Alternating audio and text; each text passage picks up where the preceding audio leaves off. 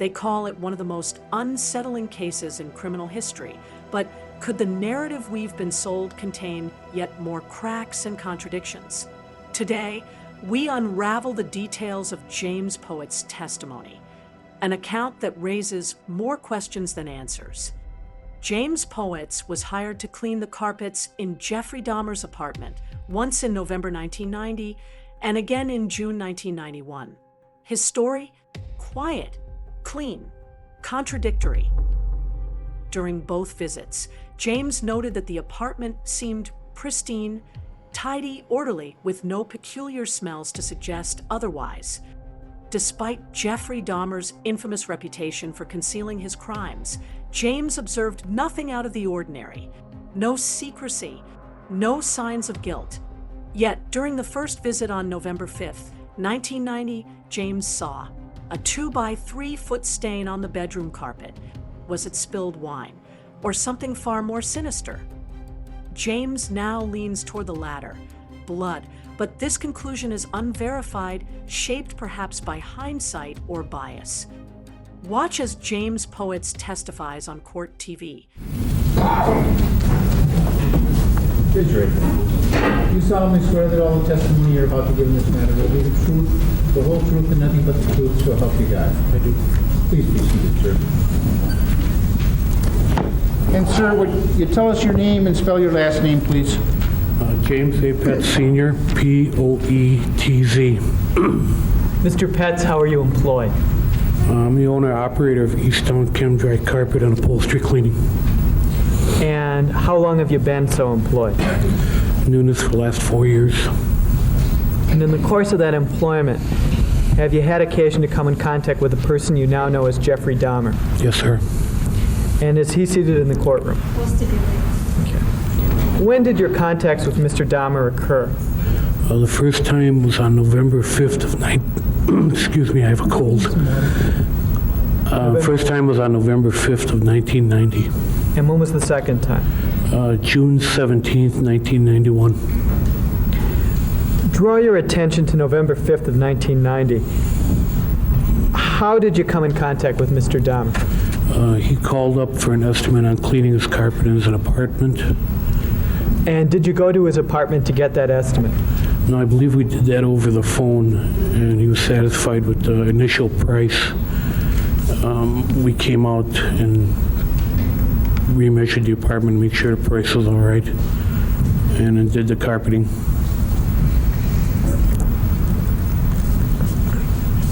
And where is that apartment located?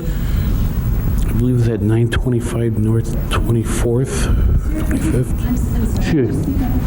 I believe 925 North 24th or 25th. Could it be 924 North 25th? Possibly, Okay. yeah. Do you recall the condition of the apartment on November 5th, 1990? Yes, it was rather clean, no clutter in the place. Normal amount of furniture. I didn't see anything out of the ordinary.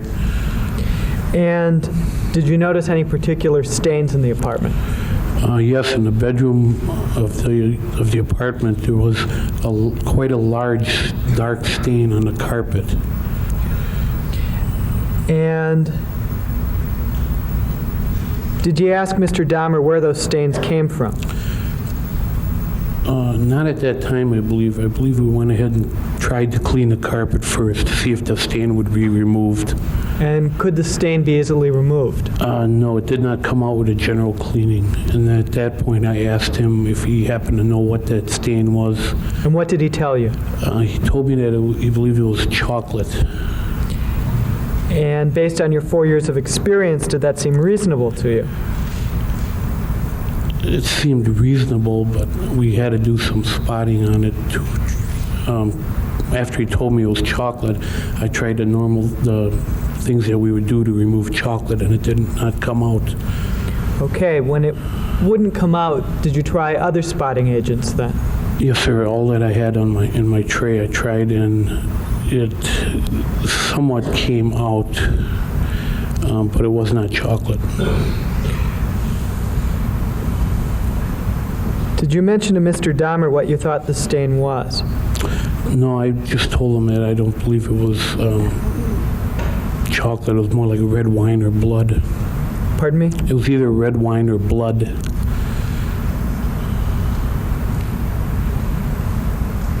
Do you remember any peculiar odor in the apartment? No, sir. Do you remember anything about the apartment that was out of the ordinary? Not really.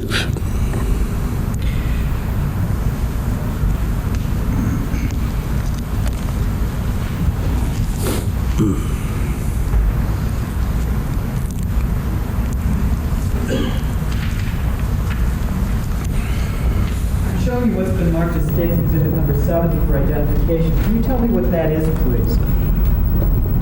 Yes, this is an invoice from 11/5/90, a paid receipt with my initials on it. And is that an invoice that you gave to Mr. Dahmer? This is a copy of the invoice. Okay. Is that the one from your personal records? Yes, sir. And is that an invoice that you use in the ordinary course of business? Yes, sir. And did Mr. Dahmer pay on November 5th, 1990? Yes, sir. Do you recall how he paid? In cash. Let me draw your attention to June 17th, 1991. Did you again go to 924 North 25th Street? Yes, sir. And at that time, did you have opportunity to talk with Mr. Dahmer again? Yes, sir. Did you make any observations of the apartment at that time? At that time, again, it was in relatively neat condition. There were some pictures on the wall. I do not know what they were. I didn't pay that much attention to it. I was mainly there looking at the carpet again. Did the apartment seem markedly different from how it appeared on November 5th, 1990? No, sir. Did Mr. Dahmer appear any different from how he appeared on November 5th, 1990? No, he was basically the same.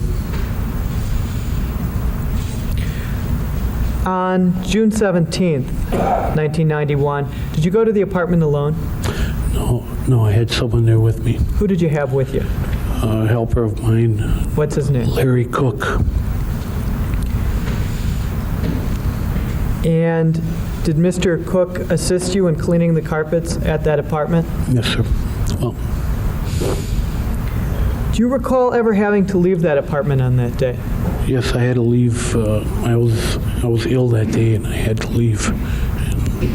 How soon did you leave it after you arrived there? About 15 minutes. There was another individual also there with me. I did not leave him there alone. Okay. You can't do the job by yourself. So there were 3 of you who went to the apartment? Yes, I was there about 15 minutes, and I left. Okay. And you left 2 employees behind you, is that correct? Yes, sir. And did you have any reason to fear for the safety of your employees? Not at all. Now, you had the opportunity to meet Mr. Dahmer when you cleaned his carpet on November 5th, 1990, correct? Yes. And you saw him again for 15 minutes on June 17th, 1991. Yes, sir. Did you make any observations of him at that time? Just on the second occasion? No. On the first occasion, just the fact of that large stain in the bedroom and how neat the apartment was. And Did you make any observations of Mr. Dahmer himself as a person? he seemed rather quiet, a quiet person, but in my talking with him, he had said he had worked 3rd shift in Ambrosia. And usually at that time of the day when we clean the carpets, that's like the middle of the night for some people when you work in 3rd shift. So he seemed rather quiet. He was interested in how we clean the carpets. Did he seem friendly? Yes, sir. Were you able to carry on an intelligent conversation with him? Yes, sir. Did you ever think he was hearing voices? No. Did you ever think he was having hallucinations? No. Was his speech ever incoherent? No. Did you ever think he was irrational in any way? No. Did you ever feel he was out of touch with reality? No. Based on your contact with Mr. Dahmer, What impression was made on your mind by his conduct, actions, manner, and expressions that you observed of him? He seemed just like a regular, normal person No further that I would questions? run across anytime. Cross-examination. Good afternoon, Mr. Poetz. I just have a couple questions Sure. to ask you. When you spoke with Mr. Dahmer the first time on the phone, how long did you talk with him when he first called about the estimate? I have maybe about 5 or 10 minutes. Okay. And when you went to his apartment for the first time on November 5th, 1990, how long were you in his apartment with him? At that time, I was there roughly around an hour, maybe a little more. Okay. You indicated that there was a large stain on the bedroom carpet. Can you give us an idea how large that stain was? Approximately 2 by 3 diameter. Two, Maybe if three- 2 by 3 feet, 2 approximately. feet by 3 feet. Yeah, somewhere between 2 and 3 feet. Okay, and you indicated to Mr. O'Mara that I wasn't quite sure if you thought it was blood or wine, or did you actually tell Mr. Dahmer that that's what you thought it was? The stain could, after I realized that it wasn't chocolate, I tried a cleaning procedure for removing chocolate. After that, I tried a few other techniques that we use for removing different stains, such as red wine and blood. At that point, I would have said that was either red wine or blood, more closely to blood. All right, the second time that you went to Mr. Dahmer's apartment on June 17th, 1991, again, did you speak with him on the phone? Yes, he set up the appointment. And did you talk for about 5 minutes or so? 5 or 10 minutes when I was there. Now, when you went to his apartment to clean the carpet, again, was it stains in the bedroom carpet? We cleaned the whole apartment. The stain was still there in the bedroom. Okay, the stain was still on the bedroom carpet. Were there more stains in the bedroom carpet? I don't believe so, but at the second time, I didn't spend as much time there as I did the first time. You were there for 15 minutes. Right, the second time. Both times that you were at his apartment, back in November of 1990 and again in June of 1991, was Mr. Dahmer alone, or did he have someone else over there with him? No, he was alone. Compared to most of the apartments that you cleaned, did you feel his apartment was small or large?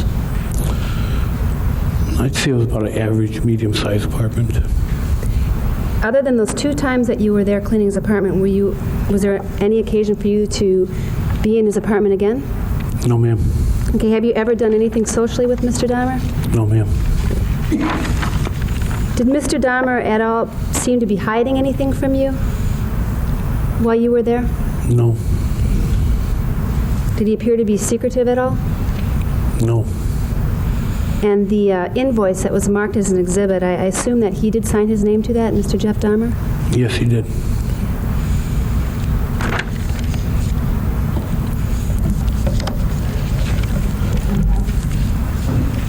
No further questions, thank you. Nothing further, Judge. You may step down, sir. Thanks.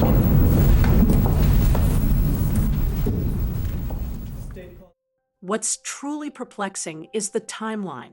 Names like Ernest Miller and David Thomas came before James Poetz's first visit. Curtis Straughter, Errol Lindsay, Tony Hughes, and Conorak existed in the interim between the first and second visit. Yet, Poetz's testimony suggests no clear evidence of these alleged horrifying acts within the apartment. And then there's the central question. The statements from Vernell Bass, Sopa Prince-Will, and James Poetz challenge the official narrative. If nothing seems suspicious to a carpet cleaner, a neighbor, and even the apartment manager, how does this align with what we've been told? These unanswered questions and stark contradictions challenge the very framework of our understanding. A meticulous killer living amongst unsuspecting neighbors, or a narrative crafted to fit the greater horror story? The truth seems buried within the shadows. As we analyze James Poetz's account against other testimonies, one thing becomes clear. This case doesn't just raise questions. It twists logic into knots. What really compelled Poetz to return without alarm? How do his observations contradict years of media narratives? Who do we believe?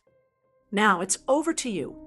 Share your thoughts below, subscribe, and hit the notification button as we untangle every thread of this haunting case.